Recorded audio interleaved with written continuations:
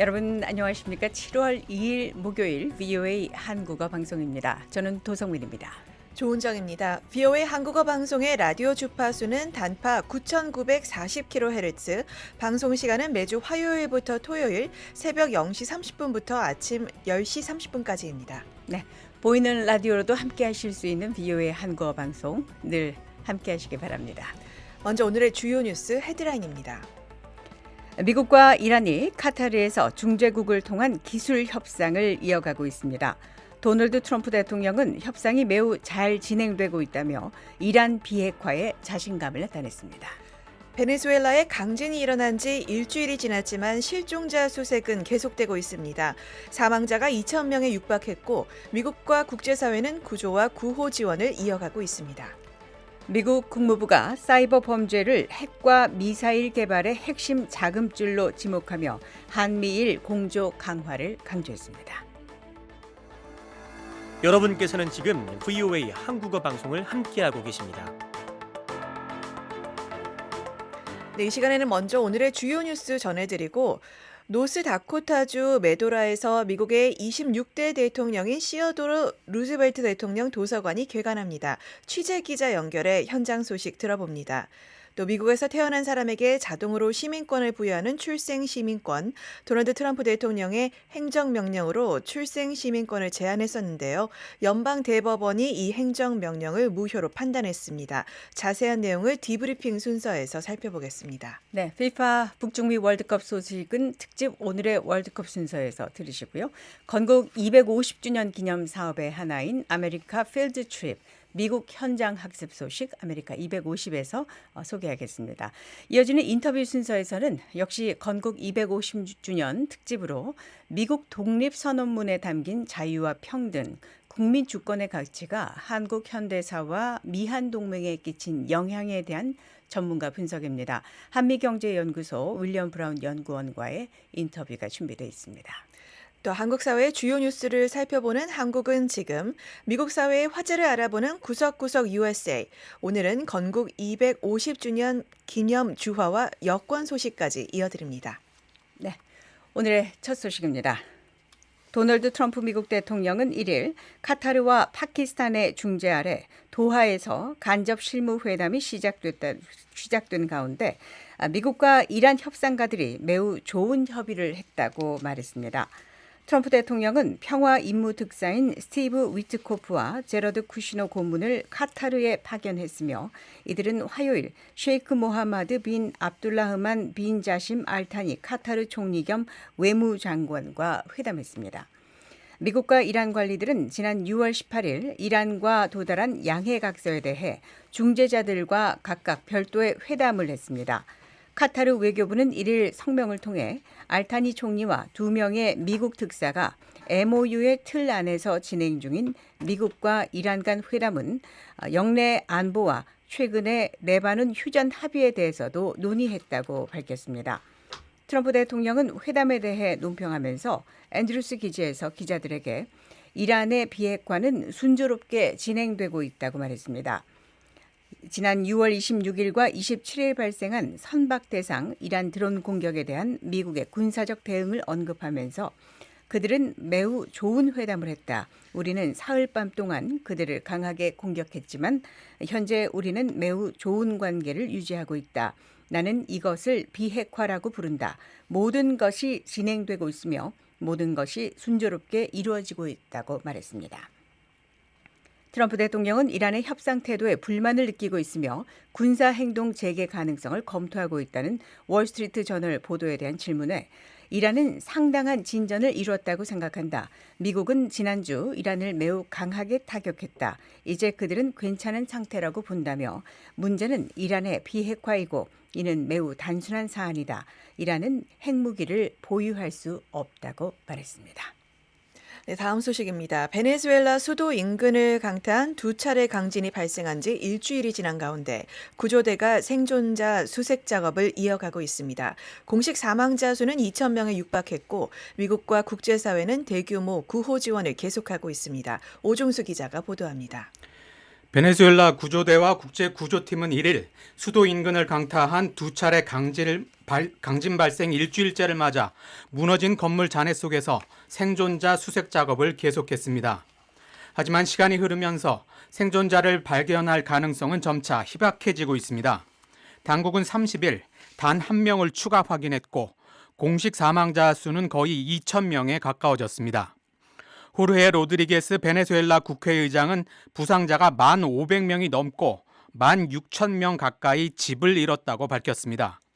로드리게스 의장은 규모 7.5와 7.2 강진이 잇따라 발생해 가장 큰 피해를 입은 라과이라주에 정부가 대피소 14곳을 설치했으며 수도 카라카스와 다른 지역에서 별도로 55곳을 운영하고 있다고 말했습니다. 이번 지진으로 건물 수백 채가 붕괴하고 또 다수가 파손되면서 주민들은 학교와 임시 대피소, 거리 등에서 생활하고 있습니다. 주 베네수엘라 미국 대사관의 존 베럿 대사 대리는 1일 라과이라주를 방문해 붕괴된 건물을 잔해 아래 갇힌 사람들을 구조하기 위해 활동하고 있는 미국 수색 구조팀들을 만났습니다. 미국은 지금까지 베네수엘라 지진 구호를 위해 3억 달러 넘는 지원을 보내고 있으며 미군 병력 수백 명이 구호 물자와 인력, 장비 수송을 지원하고 있습니다. 세계 식량 계획 WFP는 라과이라 주민들에게 가장 시급한 지원은 식량과 식수, 임시거처, 의료 서비스라고 밝혔습니다. WFP는 또 베네수엘라 주민 50만 명을 3개월 동안 지원하기 위해 5천만 달러의 긴급 자금이 필요하다며 국제사회에 지원을 호소했습니다.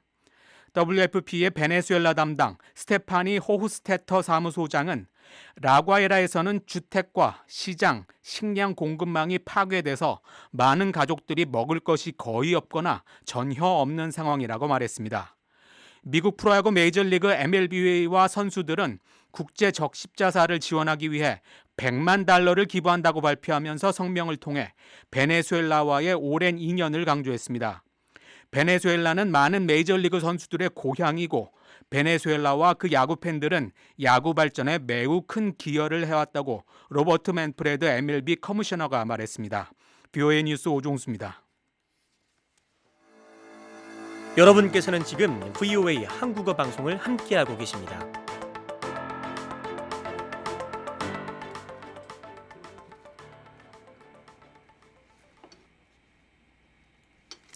네, 미국 국무부가 북한의 사이버 범죄를 핵과 미사일 개발을 떠받치는 자금줄로 규정하며 그 위협이 갈수록 커지고 있다고 VOA에 밝혔습니다. 미국과 한국, 일본이 최근 워싱턴에서 관련 대응을 위한 외교 실무그룹 회의를 연 가운데 나온 평가입니다. 이조은 기자가 보도합니다.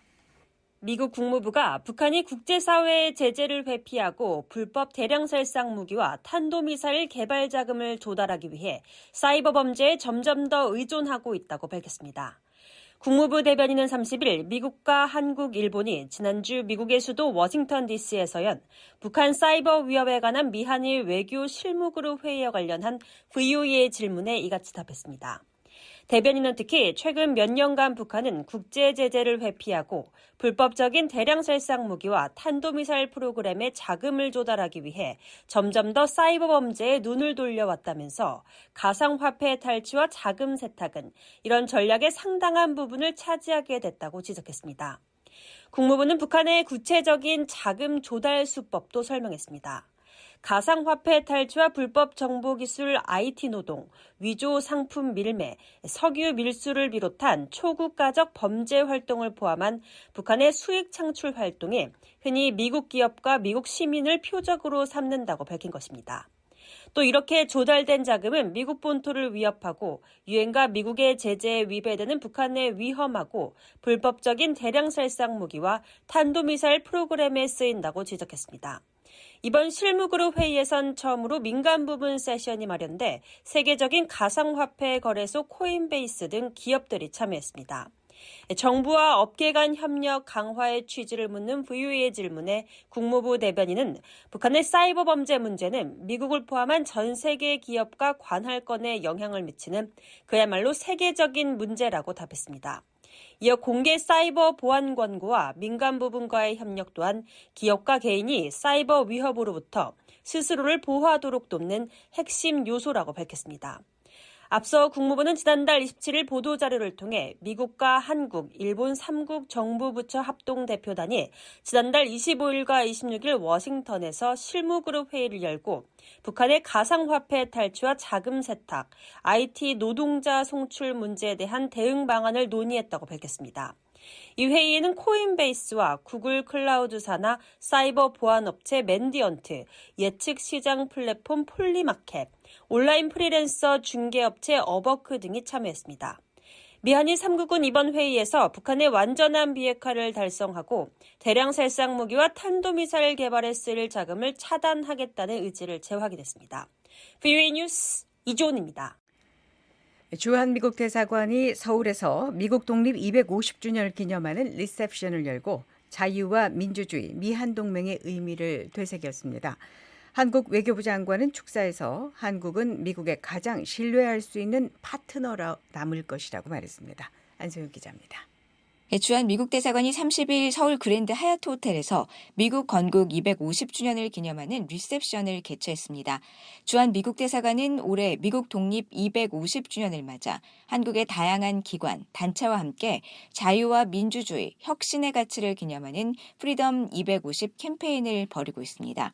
이 일환으로 열린 행사에서 제임스 셀러 주한 미국 대사 대리는 미한동맹은 안보와 번영, 민주주의라는 공동의 가치 위에 세워진 굳건한 동맹이라며 양국 협력의 중요성을 강조했습니다. 행사에 참석한 조현 한국 외교부 장관은 미국의 역사는 국력뿐 아니라 자유와 민주주의라는 건국 이념, 시대의 변화에 맞춰 스스로를 끊임없이 쇄신해온 능력에 있다며 미국 건국 250년을 축하했습니다. 그러면서 미국의 자유와 민주주의는 한국 사회에도 깊이 뿌리내렸으며 한국 국민은 오랜 세월 그 가치를 훼손하려는 시도에 맞서왔다고 강조했습니다. 조 장관은 또한 한국전쟁 당시 참전한 미군 장병들에게도 감사를 표하고 그들의 용기와 헌신을 결코 잊지 않을 것이라고 말했습니다.